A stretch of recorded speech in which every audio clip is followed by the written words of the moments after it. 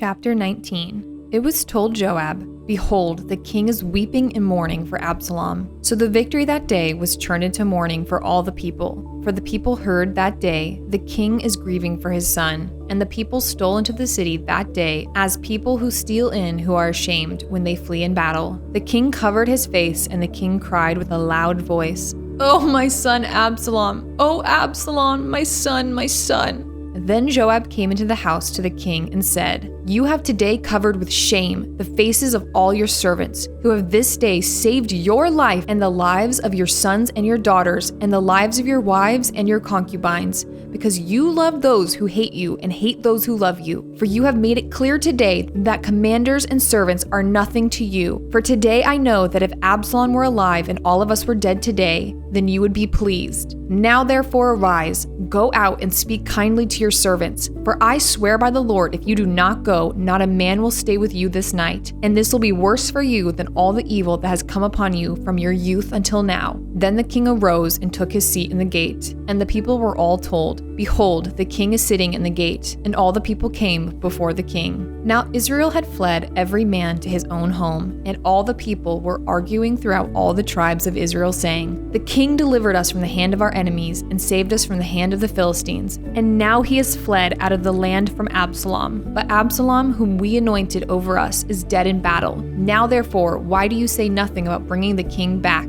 And King David sent this message to Zadok and Abiathar the priest, "Say to the elders of Judah, why should you be the last to bring the king back to his house, when the word of all Israel has come to the king? You are my brothers, you are my bone and my flesh. Why then should you be the last to bring back the king? And say to Amasa, are you not my bone and my flesh? God do so to me and more also, if you are not commander of my army from now on in place of Joab." And he swayed the heart of all the men of Judah as one man. So they sent word to the king, "Return, both you and all your servants." So the king came back to the Jordan, and Judah came to Gilgal to meet the king and to bring the king over the Jordan. And Shimei, the son of Gera, the Benjaminite, from Bahurim, hurried to come down with the men of Judah to meet King David. And with him were 1,000 men from Benjamin. And Ziba, the servant of the house of Saul, with his 15 sons and his 20 servants, rushed down to the Jordan before the king. And they crossed the ford to bring over the king's household and to do his pleasure. And Shimei, the son of Gera, fell down before the king as he was about to cross the Jordan and said to the king, "Let not my lord hold me guilty, or remember how your servant did wrong on the day my lord the king left Jerusalem. Do not let the king take it to heart, for your servant knows that I have sinned. Therefore, behold, I have come this day, the first of all the house of Joseph, to come down to meet my lord the king." Abishai, the son of Zeruiah, answered, "Shall not Shimei be put to death for this, because he has cursed the Lord's anointed?" But David said, "What have I to do with you, you son of Zeruiah, that you should this day be as an adversary to me? Shall anyone be put to death in Israel this day? For do I not know that I am this day king over Israel?" And the king said to Shimei, "You shall not die." And the king gave him his oath. And Mephibosheth, the son of Saul, came down to meet the king. He had neither taken care of his feet, nor trimmed his beard, nor washed his clothes from the day that the king departed until the day he came back in safety. And when he came to Jerusalem to meet the king said to him, "Why did you not go with me, Mephibosheth?" He answered, "My lord, O king, my servant deceived me. For your servant said to him, I will saddle a donkey for myself, that I may ride on it and go with the king. For your servant is lame. He has slandered your servant to my lord, the king. But my lord the king is like the angel of God. Do therefore what seems good to you. For all my father's house were but men doomed to death before the lord the king. But you set your servant among those who eat at your table. What further right have I than to cry to the king?" And the king said to him, "Why speak any more of your affairs? I have decided, you and Ziba shall divide the land." And Mephibosheth said to the king, "Oh, let him take it all, since my lord the king has come home safely." Now Barzillai, the Gileadite, had come down from Rogelim and went on with the king to the Jordan, to escort him over the Jordan. Barzillai was a very aged man, 80 years old. He had provided the king with food while he stayed at Mahanaim, for he was a very wealthy man. And the king said to Barzillai, "Come over with me, and I will provide for you with me in Jerusalem." But Barzillai said to the king, "How many years have I still to live, that I should go up with the king to Jerusalem? I am this day 80 years old. Can I discern what is pleasant and what is not? Can your servant taste what he eats or what he drinks? Can I still listen to the voice of singing men and singing women? Why then should your servant be an added burden to my lord the king? Your servant will go a little way over the Jordan with the king. Why should the king repay me with such a reward? Please let your servant return, that I may die in my own city, near the grave of my father and my mother. But here is your servant, Kimham. Let him go over with my lord the king, and do for him whatever seems good to you. And the king answered, Kimham shall go over with me, and I will do for him whatever seems good to you. And all that you desire of me I will do for you. Then all the people went over the Jordan, and the king went over. And the king kissed Barzillai and blessed him, and he returned to his own home. The king went on to Gilgal, and Kimham went on with him. All the people of Judah, and also half the people of Israel, brought the king on his way.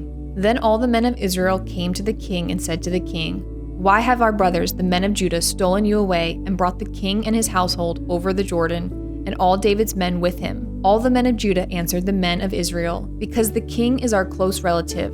Why then are you angry over this matter? Have we eaten at all at the king's expense, or has he given us any gift? And the men of Israel answered the men of Judah, We have 10 shares in the king, and in David also we have more than you. Why then did you despise us? Were we not the first to speak of bringing back our king? But the words of the men of Judah were fiercer than the words of the men of Israel. Chapter 20. Now there happened to be there a worthless man, whose name was Sheba, the son of Bichri, a Benjaminite. And he blew the trumpet and said, We have no portion in David, and we have no inheritance in the son of Jesse. Every man to his tents, O Israel. So all the men of Israel withdrew from David and followed Sheba, the son of Bichri. But the men of Judah followed their king steadfastly from the Jordan to Jerusalem. And David came to his house at Jerusalem, and the king took the 10 concubines, whom he had left to care for the house, and put them in a house under guard, and provided for them, but he did not go into them. So they were shut up until the day of their death, living as if in widowhood.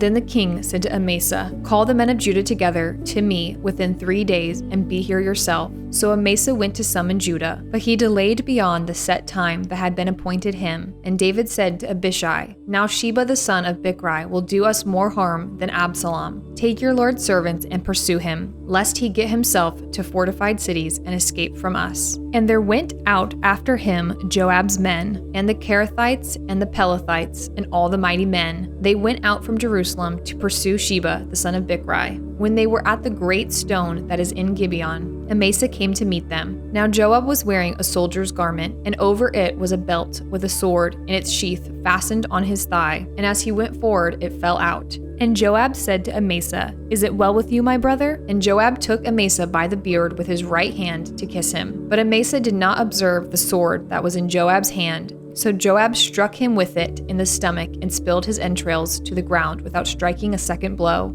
and he died. Then Joab and Abishai his brother pursued Sheba the son of Bichri, and one of Joab's young men took his stand by Amasa and said, Whoever favors Joab and whoever is for David, let him follow Joab. And Amasa lay wallowing in his blood in the highway. And anyone who came by, seeing him, stopped. And when the man saw that all the people stopped, he carried Amasa out of the highway into the field and threw a garment over him. When he was taken out of the highway, all the people went on after Joab to pursue Sheba the son of Bichri. And Sheba passed through all the tribes of Israel to Abel of Beth-maacah, and all the Bichrites assembled and followed him in. And all the men who were with Joab came and besieged him in Abel of Beth-maacah. They cast up a mound against the city, and it stood against the rampart, and they were battering the wall to throw it down. Then a wise woman called from the city, Listen, listen! Tell Joab, come here, that I may speak to you. And he came near her, and the woman said, Are you Joab? He answered, I am. Then she said to him, Listen to the words of your servant. And he answered, I am listening. Then she said, They used to say in former times, Let them but ask counsel at Abel. And so they settled a matter. I am one of those who are peaceable and faithful in Israel. You seek to destroy a city that is a mother in Israel. Why will you swallow up the heritage of the Lord? Joab answered, Far be it from me, far be it, that I should swallow up or destroy. That is not true. But a man of the hill country of Ephraim, called Sheba, the son of Bichri, has lifted up his hand against King David. Give up him alone, and I will withdraw from the city." And the woman said to Joab, "Behold, his head shall be thrown to you over the wall." Then the woman went to all the people in her wisdom, and they cut off the head of Sheba, the son of Bichri, and threw it out to Joab. So he blew the trumpet, and they dispersed from the city, every man to his home. And Joab returned to Jerusalem to the king. Now Joab was in command of all the army of Israel, and Benaiah the son of Jehoiada was in command of the Kerethites and the Pelethites, and Adoram was in charge of the forced labor, and Jehoshaphat the son of Elihud was the recorder, and Sheva was secretary, and Zadok and Abiathar were priests, and Ira the Jairite was also David's priest. Chapter 21. Now there was a famine in the days of David for 3 years, year after year, and David sought the face of the Lord, and the Lord said, "There is blood guilt on Saul and on his house, because he put the Gibeonites to death." So the king called the Gibeonites and spoke to them. Now the Gibeonites were not of the people of Israel, but of the remnant of the Amorites. Although the people of Israel had sworn to spare them, Saul had sought to strike them down in his zeal for the people of Israel and Judah. And David said to the Gibeonites, "What shall I do for you, and how shall I make atonement, that you may bless the heritage of the Lord?" The Gibeonites said to him, "It is not a matter of silver or gold between us and Saul or his house, neither is it for us to put any man to death in Israel."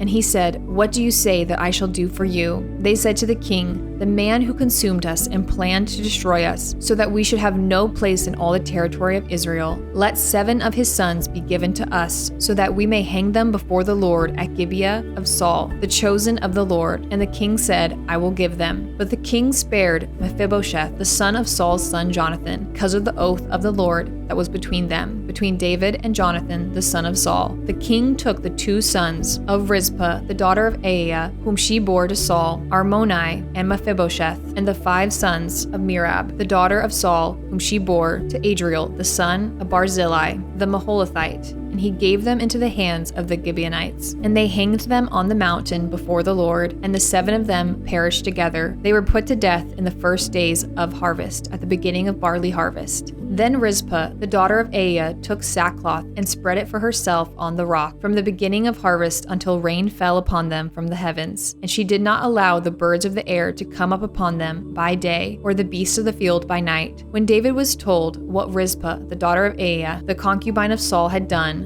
David went and took the bones of Saul and the bones of his son Jonathan from the men at Jabesh Gilead, who had stolen them from the public square of Bethshan, where the Philistines had hanged them, on the day the Philistines killed Saul on Gilboa. And he brought up from there the bones of Saul and the bones of Jonathan, and they gathered the bones of those who were hanged, and they buried the bones of Saul and his son Jonathan in the land of Benjamin, in Zelah, in the tomb of Kish his father. And they did all that the king commanded, and after that God responded to the plea for the land. There was war again between the Philistines and Israel, and David went down together with his servants, and they fought against the Philistines. And David grew weary, and Ishbi-Benob, one of the descendants of the giants, whose spear weighed 300 shekels of bronze, and who was armed with a new sword, thought to kill David. But Abishai, the son of Zeruiah, came to his aid and attacked the Philistine and killed him. Then David's men swore to him, "You shall no longer go out with us to battle, lest you quench the lamp of Israel." After this there was again war with the Philistines at Gob. Then Sibbecai, the Hushathite, struck down Saph, who was one of the descendants of the giants. And there was again war with the Philistines at Gob. And Elhanan, the son, Jearat-Orgim, the Bethlehemite, struck down Goliath the Gittite, the shaft of whose spear was like a weaver's beam. And there was again war at Gath, where there was a man of great stature, who had 6 fingers on each hand and 6 toes on each foot, 24 in number, and he also was descended from the giants. And when he taunted Israel, Jonathan, the son of Shimei, David's brother, struck him down. These 4 were descended from the giants in Gath, and they fell by the hand of David